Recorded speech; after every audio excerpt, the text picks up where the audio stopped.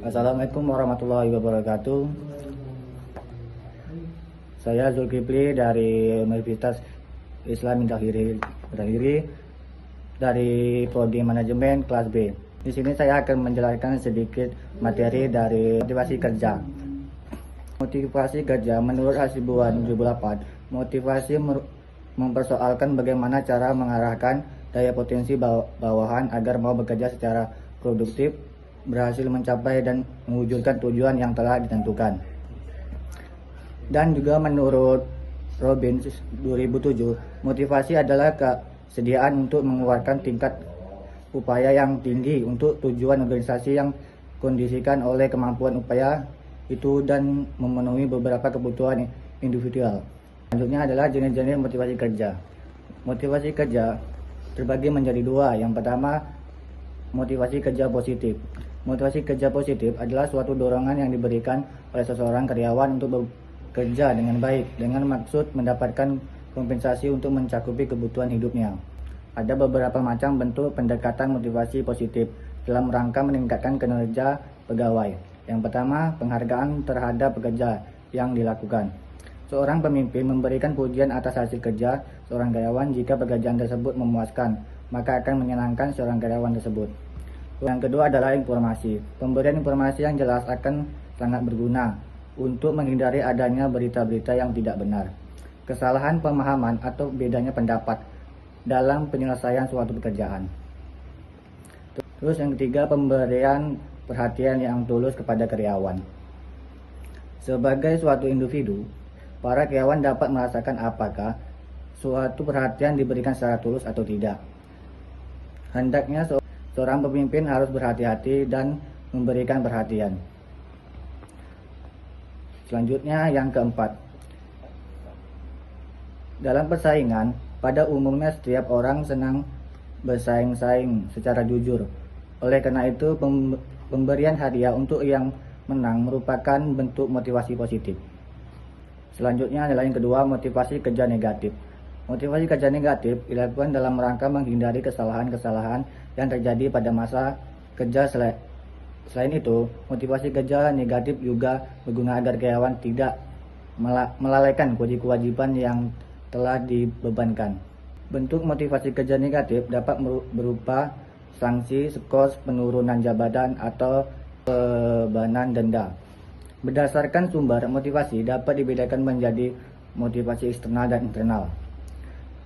Motivasi internal timbul pada diri pekerja waktu dia menjalankan tugas-tugas atau pekerjaan dan bersumber dari dalam diri pekerja itu sendiri.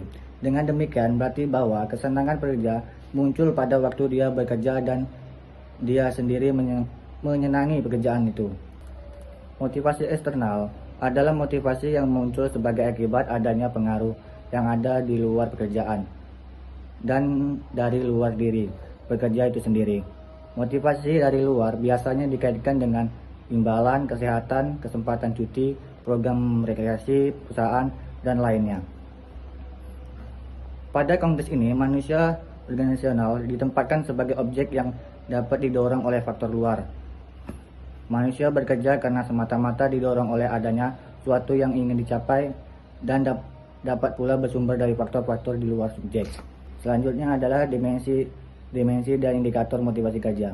Menurut Wibowo 2011, dimensi dan indikator motivasi adalah sebagai berikut.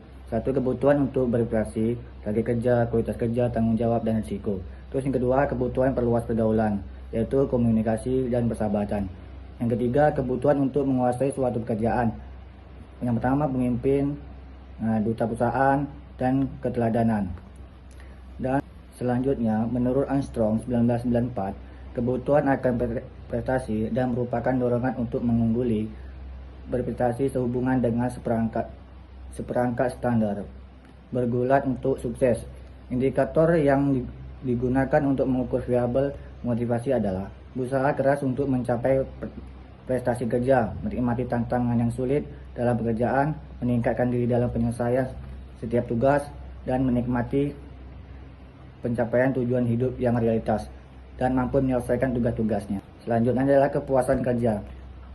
Menurut Wijoyo 2010, kepuasan adalah suatu perasaan yang menyenangkan yang merupakan hasil dari persepsi individu dalam rangka menyelesaikan tugas atau memenuhi kebutuhan untuk memperoleh nilai-nilai kerja yang penting bagi dirinya. Dan menurut Robbins 2007 mengemukakan bahwa kepuasan kerja adalah suatu sikap umum seorang individu terhadap pekerjaannya.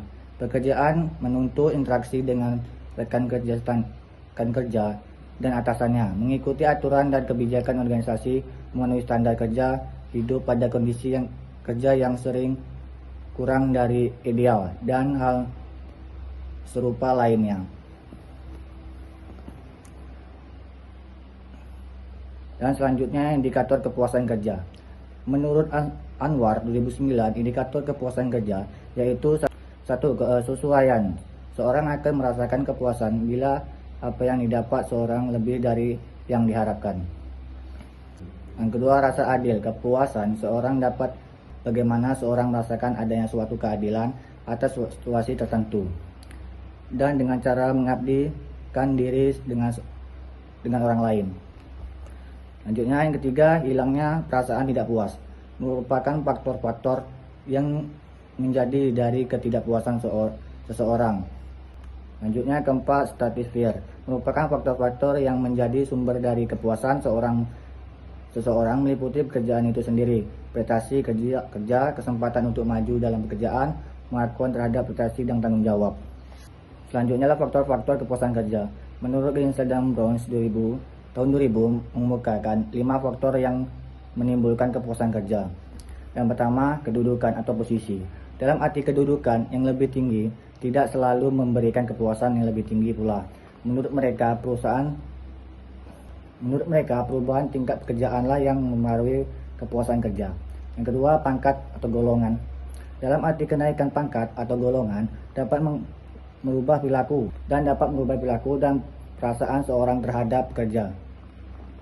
Yang ketiga, umur.